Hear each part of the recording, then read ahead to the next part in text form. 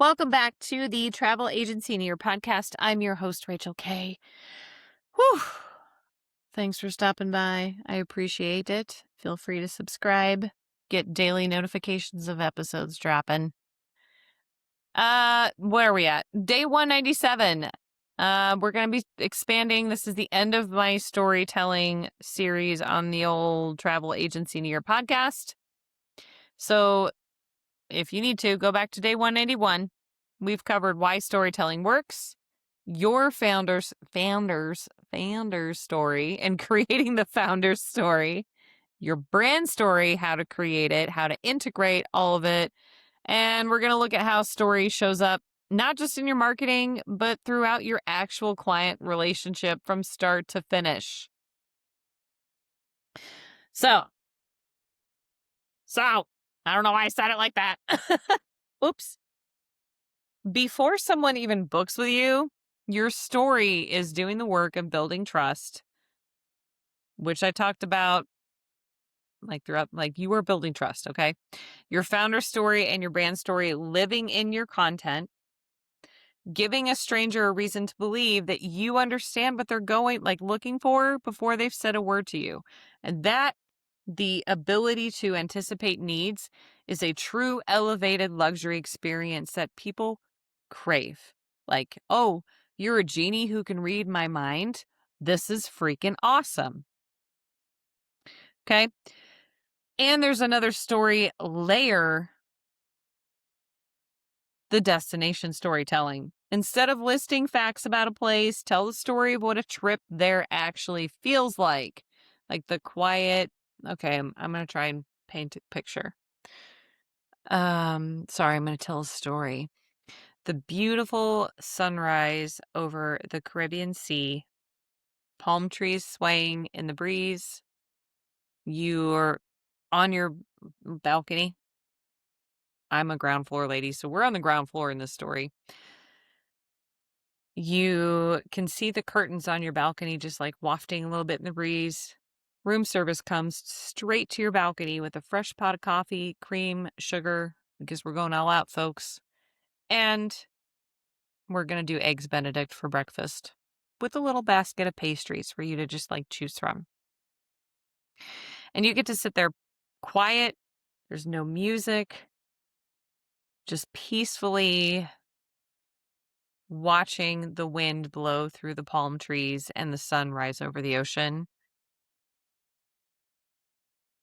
I mean, how great is that? Okay. That's like a kind of a story that you can tell for the destination. Can you guess what I was talking about? No, because I didn't go enough I didn't want to go on a random tangent. Anyway, or the dinner. Oh, here's one. So we went into Puerto Morales one time with some local friends of ours, and we ended up going to their place, and they had an entire neighborhood, gated community that they lived in, and they had a little pool in this park-like setting for the community and a couple of grills, and we were cooking all this food. It was like this big outdoor kitchen next to this little pool. And I met two expats. One was a chiropractor, and his wife or partner was also a doctor of some kind. And just sitting there all afternoon, enjoying local, authentic Mexican cuisine, meeting these people I would never have met before that were 40 years my senior, having a wonderful, deep conversation, and then seeing my friends' kids running around and playing too. I don't know, that's another kind of story. Anyway, those kinds of stories are better to tell. That one wasn't a great one, but those are the kinds of things that you can tell that is way better than just saying, here are 5 things to do in Lisbon. So I could, if I wanted to really sell Puerto Morales, I could be like, here's a day in Puerto Morales the untourist way, and just go through. Of course, I'm going to mention a bunch of touristy things because I like to do the touristy things. Okay. But if it's something that someone can picture themselves inside of, it's very different kind of persuasive. So back to that pool story, if I was like, you can rent an Airbnb in this community and I can hook you up with my friends there, like you'd probably be inclined to be like, man, that sounds like a great day. And I'd be like, and it's only $50. And you'd be like, sold, I'm doing this. You know what I mean? Storytelling doesn't stop once someone becomes a client, though. It shifts into something far more personal. When you present a proposal, you're not just listing the hotel and flight time.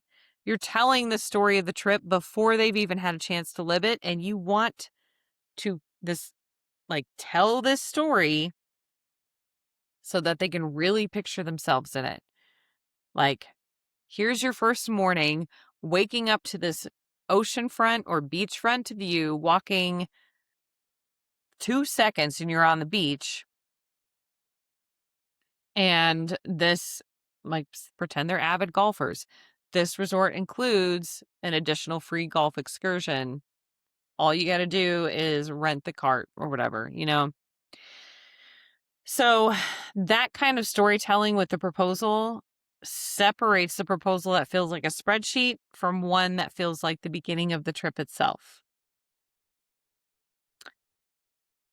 And then there's also after the trip. This is the one a lot of advisors underuse. Once a client returns, their story becomes some of your most valuable marketing material with their permission, of course. Not just their pictures. And a genuine testimonial isn't like, great service, highly recommend. It's a specific moment. The thing that almost went wrong, how you handled it, the recommendation that they were nervous about that ended up being the highlight of the entire experience. Ask clients in the follow up. I like to do follow up calls specifically about the moment, not generally about the experience itself. And you'll get story-worthy answers instead of generic praise. And take note of that and ask, I'm not going to name names, but can I use this story in my marketing? And they'll be like, absolutely. Sometimes they'll send you even more pictures from their trip. Anyhoodle, this is where the whole storytelling stuff closes.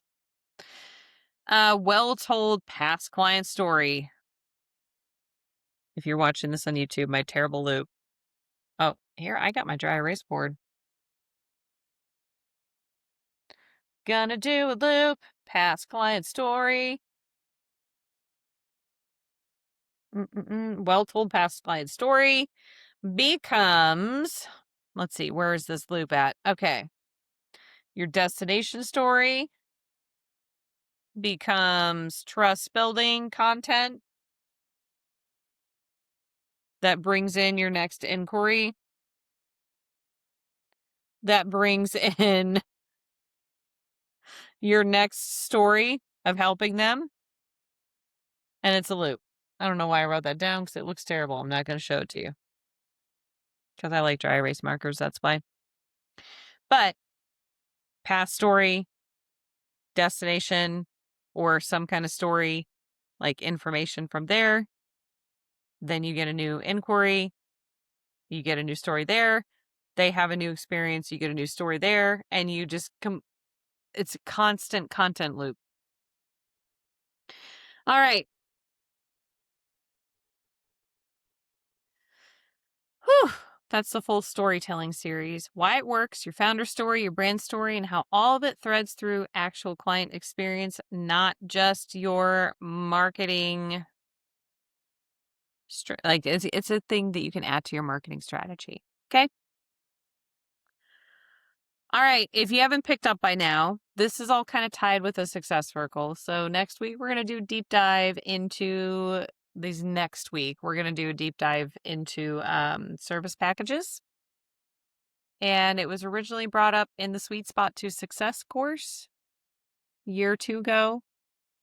And we're going to focus on refining it. If you want to join the Success Circle, it's $35 a month. Okay. All right. Have a great day. Thanks for listening. See you tomorrow.